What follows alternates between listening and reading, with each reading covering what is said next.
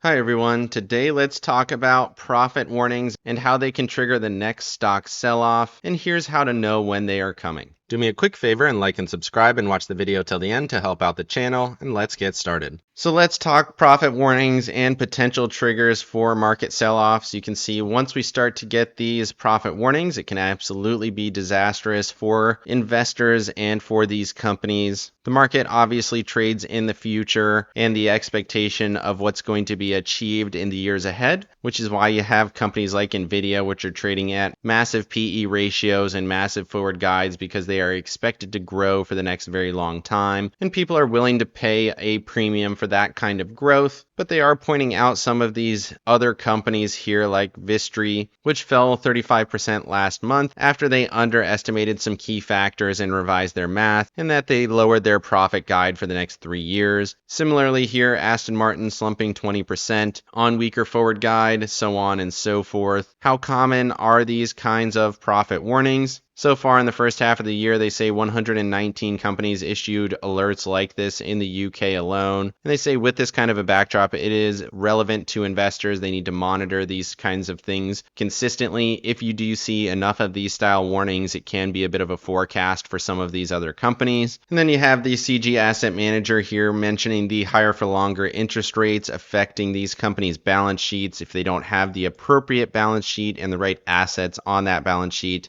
then they could be facing some risks there. They have balance sheets more allocated to a low interest rate environment, especially when it comes to cash. If they are not having a good positive cash flow, that is not going to be good in a higher interest rate environment, which is why we've seen a lot of the Mag 7 style stocks continuing to do well. They have tons of cash on the balance sheet, especially Apple and Berkshire, notably having huge amounts of cash on the balance sheet. Another thing here is smaller companies. Smaller companies do have a lot more exposure to the interest rate environment. They also mention here if management is a little bit too optimistic about a potential downturn and a return to profitability over the short term, that can be another old adage. They say here another profit warning of potentially the upcoming quarters. And then you got another fund manager here saying some of these companies who are prone to earnings volatility definitely are the first ones to go if they start to issue those profit warnings.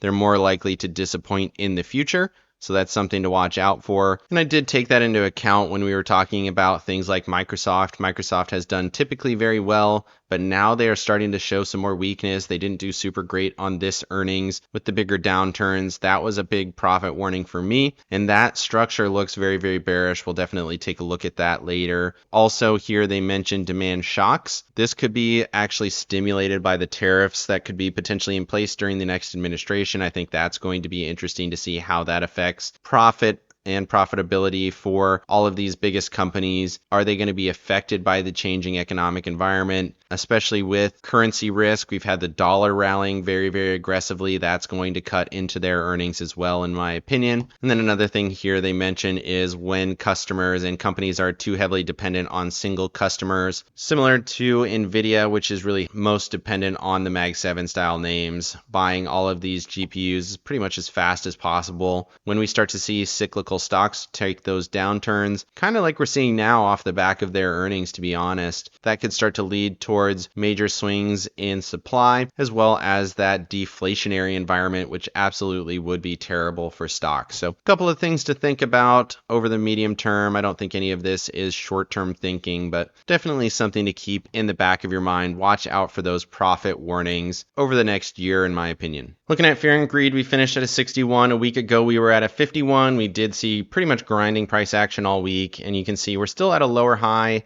I kind of view this as RSI, so you can see price similar levels on the actual charts, but looking at the fear and greed, we're at a lower strength. And you can see that here, price getting back into this kind of consolidation top before we rolled over, and then strength and breadth not moving a whole lot, still fear on strength, breadth still extreme fear. We did see some kind of jumps on the Thursday and Friday sessions, but we'll look at that later. Put call ratio, extreme greed, definitely concerning to see that all the way down here at a 0.64. That is just about as low as it gets at certain times. You can see here the bottom was at 0.7, 0.68. Here was a little bit lower, 0.61, but you can see we touched that here, 0.61, and then bounced. So we're getting into those levels where markets tend to roll over a little bit. Volatility pulled back from the SMA, showing a little bit of strength there for equities. Strength, safe haven demand, not moving in the same consolidation we've been in for all of October and November. And then junk bonds not moving either, still extreme greed. Moving over to the AAII survey, you can see for the 20th, we were at a 41.3, so the bulls getting squeezed down a little bit from a 49 to a 41.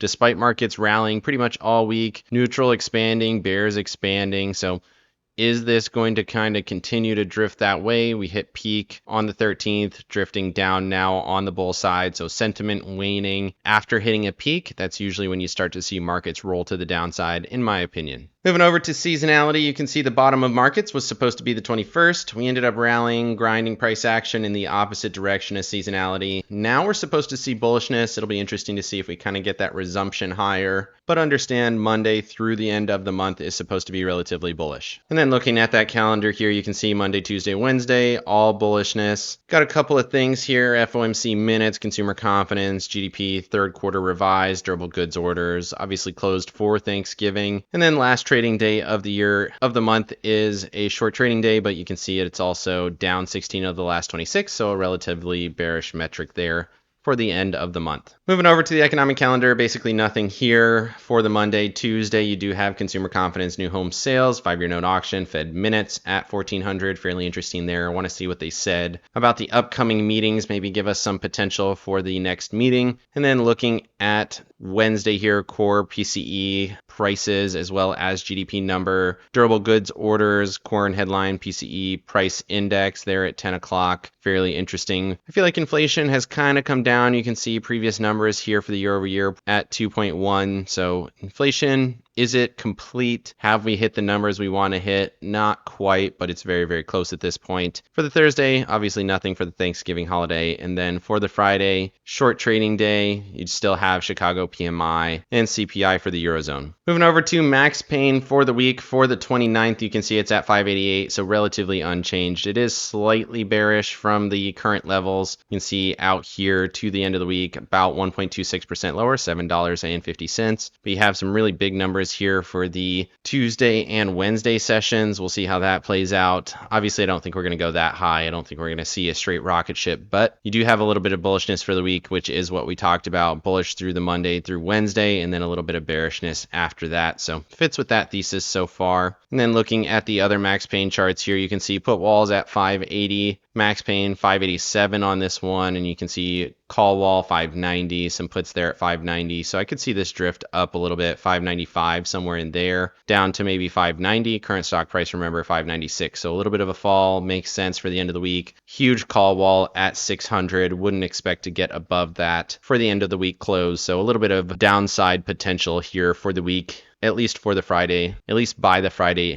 the end of the Friday session. Moving over to the charts, starting off with the XPX here on the weekly chart, you can see we came right to this trend line here, perfectly marking this top from the 14 October before the pullbacks, which is the same trend that marked the top for the 8 July candle as well as the 15 July candle before we started to see some pullbacks there. So we overthrew the trend, made sense that we pulled back here, ended up touching the trend here, and then caught a bounce right up to this one. Are we going to see a little bit of grinding price action, just a smidgen higher to 590, 59, 89, 50? Momentum is back to bullish, RSI really choppy here, so overall still a bullish trend, up 1.68 on the week. And then looking at the SPY here on the weekly chart, you can see we got back above this trend line here after breaking below it the previous week. Continuation candle based on this structure would give you a target up around that 614, 612 area. We've been talking about this for a while. Marks these levels, cut right through it. We've been chopping to it. If you get that extension back to that previous level, that would be the zone that I would be looking for, at least based on the weekly charts here. And then jumping down to that daily chart, the one we've been watching all week here, you can see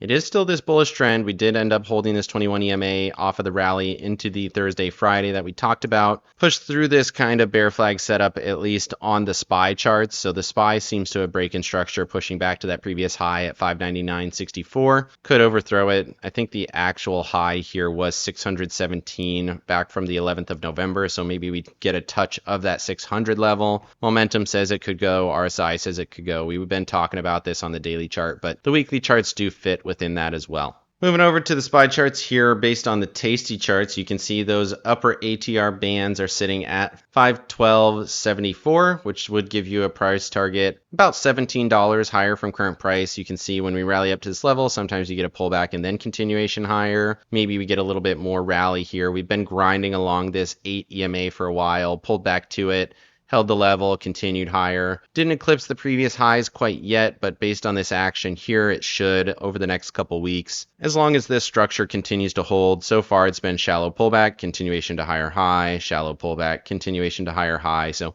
far, we haven't seen anything that's going to potentially change that quite yet. And then looking at the daily chart here, you can see pulled back to the 21 EMA, pushed through the 8, continuing to rally. First target would be 599.03, and then that upper band, you can see previous touch was the cap. Obviously, this will continue to grind up through the week, but your current upper limit would be 604.44. As this continues to grind, it might get into the 607.80 area, 609, somewhere in there. See how it plays out. Right now, everything looks relatively bullish. Rally up, pull back, higher low, rally up. Look for that higher high. Moving over here to the NDX, you can see this chart here has a trend line that marks the top right back here in September of 20. Consolidation levels in here through May of 21. Critical level here, breakdown, retest, breakdown in March of 22.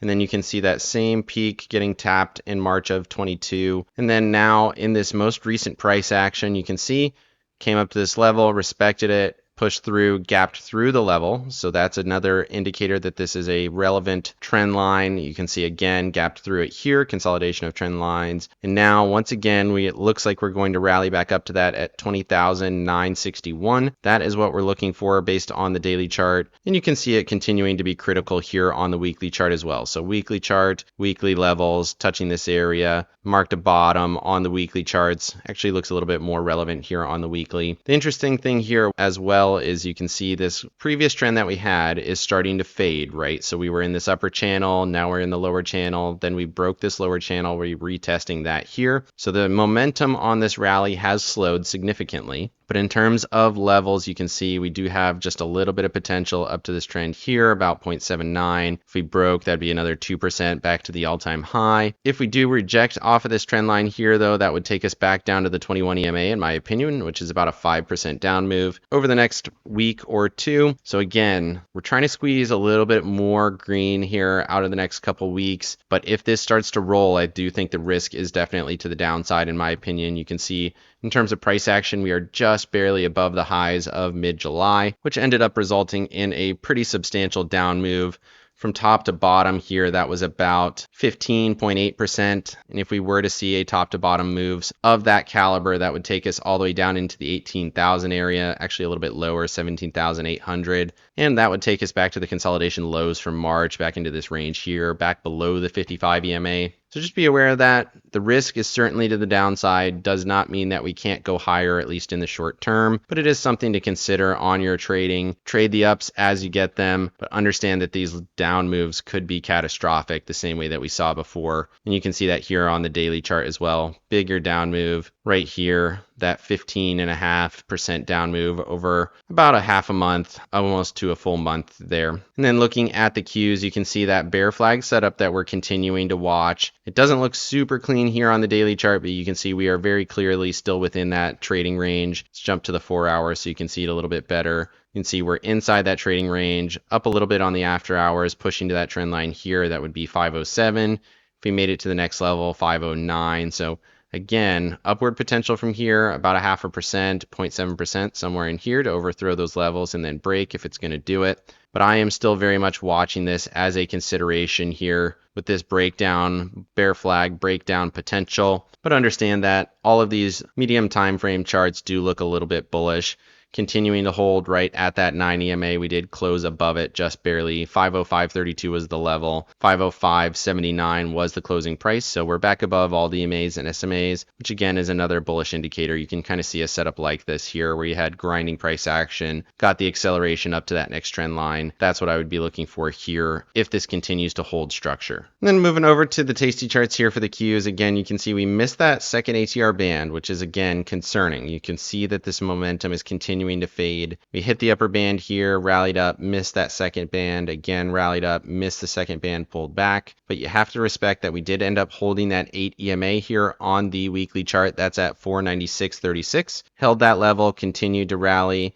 If we do get a push to that second band, that would be 522.05 for current price. So that would give you some pretty substantial up move potential into that zone. And then if we did get the really powerful continuation to the upper band, that's all the way up at 538. I don't know if we're going to see a rally of that kind of move, but it's not impossible. And then looking at the daily chart here again, doesn't look quite as good as the SPY charts where we ended up holding that 8 EMA and then continuing to run. We did see a little bit of volume here on the up move, ended up holding it on the last Friday and rallying up. I did buy shares at the end of the session and then sold calls against it, looking for at least a slight continuation into the Monday. First ATR band target for the daily chart would be 508.49, which is about $3 higher, about 0.6%, waiting to see if we can get that kind of a move for the Monday. Again, continuation style move to that upper band would take you all the way to the 522.45 level here for the daily chart. So again, looks like a pullback consolidation, waiting to see if we get the continuation here or not, or if that bear flag that we saw on the NASDAQ is going to continue to hold.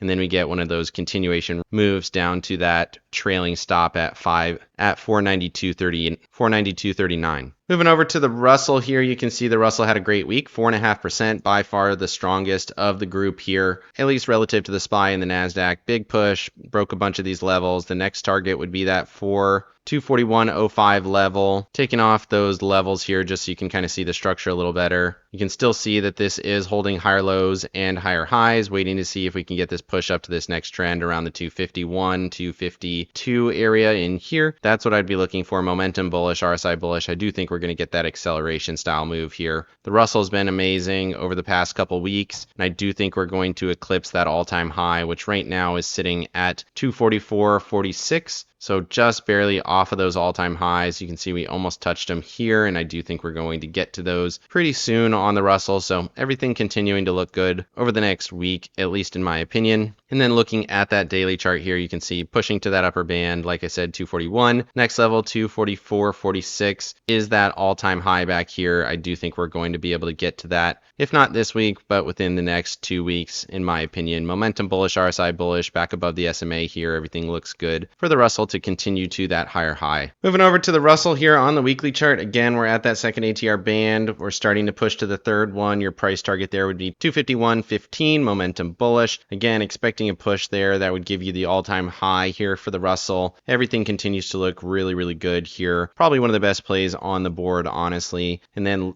looking at that daily chart, short-term target would be 242.58. So you might hit a little bit of resistance before you get to the all-time high. Remember, that was in the 244.50 area. Weekly chart though, I think we could get a good overthrow. Might take a few days to get there, but overall on the daily, grinds up here, get into this range, 250, 244, somewhere in there. Overall, I think everything looks good here on the Russell, and everything points to more higher highs. Moving over to the Dow, up 1.99% here. New all-time high close, very, very close to the all-time highs once again. High is 444.60. The high this week was 443.57, so just about $1 off of it. Probably going to push to the trend here, 447.64. Momentum bullish, RSI bullish, good volume on the week. Touched the level, held the higher low. Everything should say push to this next level. Maybe let's extend this out here. If we get a push to that trend, that would put you at 449.92, probably 450 flat realistically. So everything continues to look good here on the Dow. The broader market seems to be gaining strength, not so much on the tech side, which is why the SPY and the NASDAQ seem to be lagging a little bit this week. Moving over to the equal weighted S&P, same thesis here, 2.5% up, looking for this trend here, which is at 187.40 or so, which again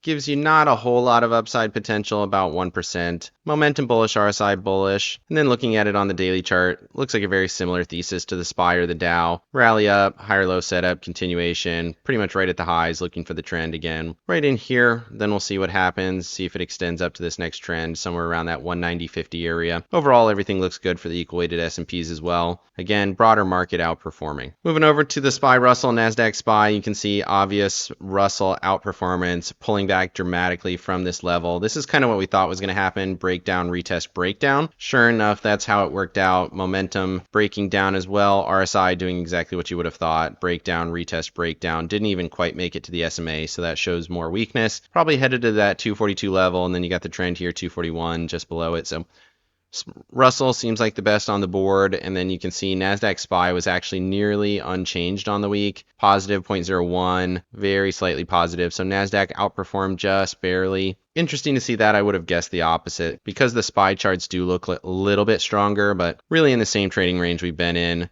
Breakdown, retest, continuing to grind at this level. Wouldn't shock me to see this fall just a little bit into the 343 area. Again, this doesn't mean that markets are going to go down. This is relative to each other. So Russell, top performer. SPY, I would guess, is probably going to do a little better than the NASDAQ, but see how it plays out going into the next week. Moving over to the Mag 7 here on the daily, you can see we're really in the same trading range we've been in. It was slightly positive on the Friday, but nothing crazy. We're right in this structure here. Broke down below it, rallied back to it. And then looking at that on the weekly chart, it was just barely positive, 1.5%, gapped up in dojied, inside candle. Momentum gaining a little bit of strength. Did hold the level here at 290.65. Obviously, the medium term is still very, very much bullish, but if this was a topping pattern, this is kind of what it would look like, right? So you have a big up candle, test the level, rejection, inside candle, pull back in time, consolidation, then you kind of see this fading style move. Wouldn't shock me to see that, but for right now, momentum and the RSI say this should gain a little bit more strength, and then your upper limit price target here would be in that 320 area,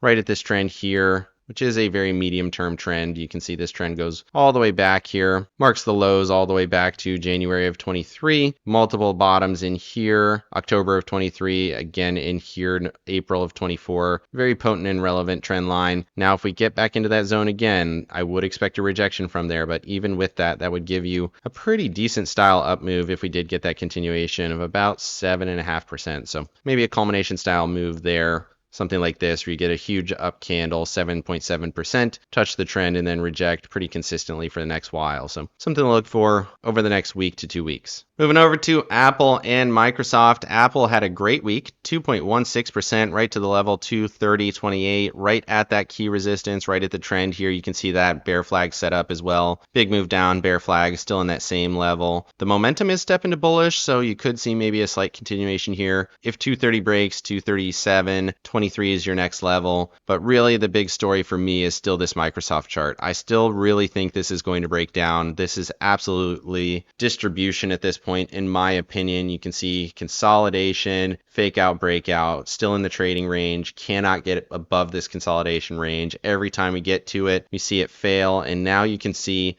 it's starting to respect these 21-week moving averages as resistance here. So we came right to it, overthrew it. Again, on the 4 November week, touched the 21, rejected from there. Again, 11 November week, overthrew it, closed below it, 21 EMA. So multiple retests of that 21 EMA. We had an up week, 0.68, but I think this is going to get into the zone, and I do think this is going to reject. The only thing that's holding this up, in my opinion, is that 55 EMA. Once we close below that, that is going to be terrible for this chart. 410.33. This just looks awful. We cannot go higher. It's been in it for a long time. Starting to break this structure, which is a little bit annoying. I thought maybe we could get a really clean down move, but this 55 has taken a very long time to get into this consolidation of EMAs, but it's pretty close now. You can see these are within 3% of each other, which is a tight trading range for this stock. You can see you can have weeks of around 5.5% here, 4.4%, 4% here, tight trading range. You can see going from top to bottom within this consolidation. I think this is going to roll, and I think it could be a really good trade. I think once this starts to break, I think we're going to head into this 394 area, which is about 5.5% lower, and I think there could be some more in it realistically, 3.4%, which would take you to this kind of consolidation high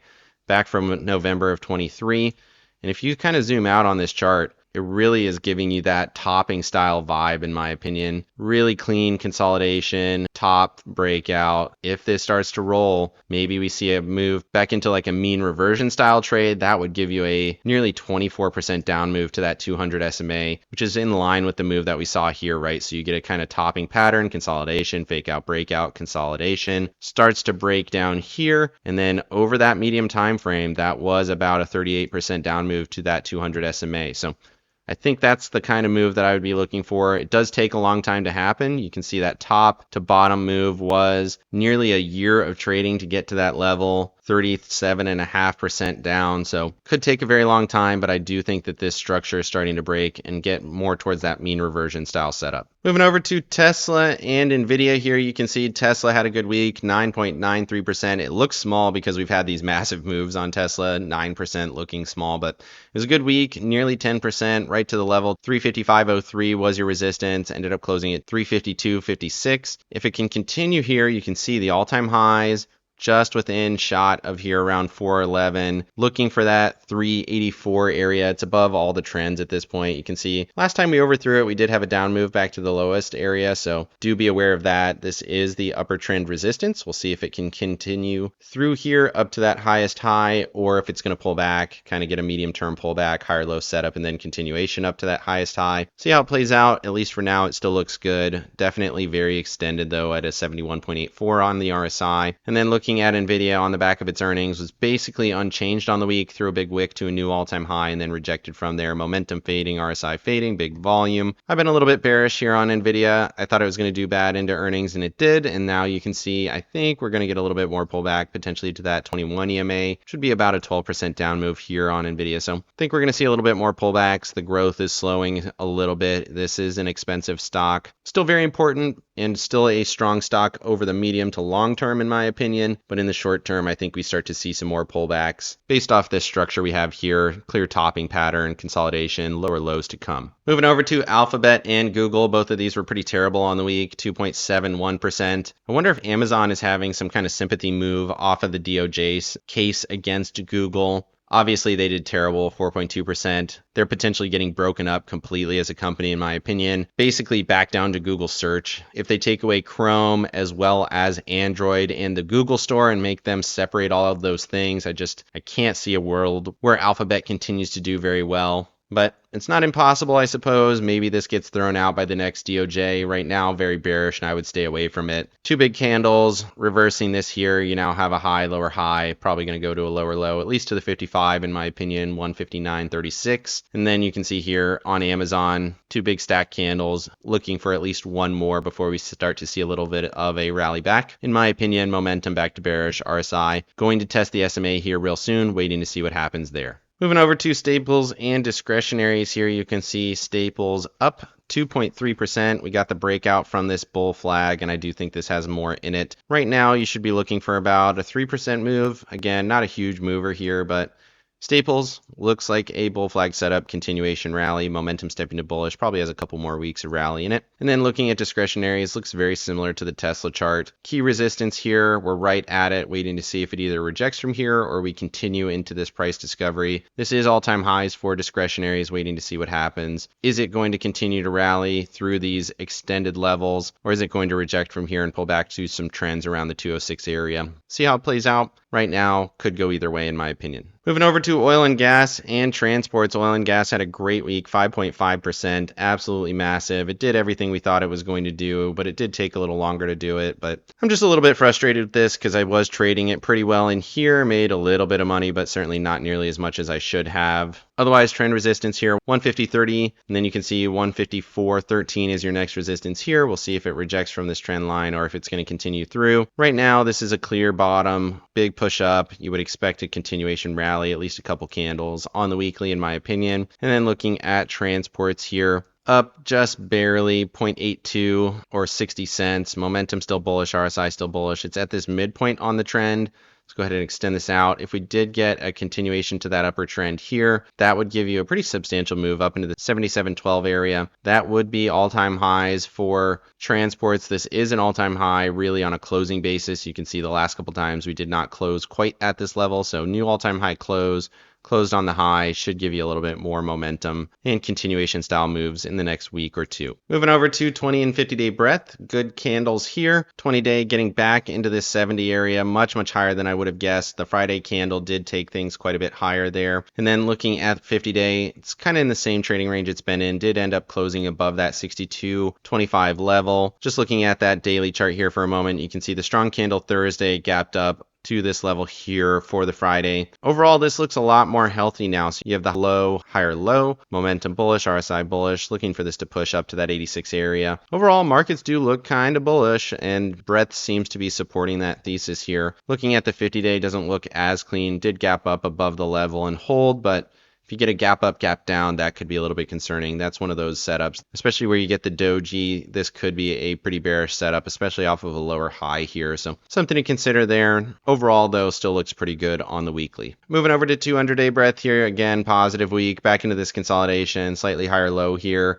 We did dip below the 50 for a little bit, and you can see all the EMAs now are starting to consolidate. 200s rolling down a little bit, concerning for sure, but momentum, it's okay. RSI basically at the 50 line. No clear direction yet still here on the 200-day. We've been in the same range since back here mid-December, same range here in November. We've been here nearly a year, which is pretty crazy. We haven't seen that in a very, very long time. Going back here to April of 16, really through till February of 18, you had a kind of similar price action, but even with that, you had some pretty decent swings in here. So nearly a year in this trading range. Markets have been quite calm, and based on this, you should expect at least a little bit more upside based on everything else as well. Moving over to the dollar, another bullish week here for the dollar. We've been going straight up since the end of September here, clear through almost the end of November, straight up every single week on a closing basis, very, very clean, right to that level, right at 108. At this point, you have to start to extend out some of these trend lines. You can see these longer term trend lines that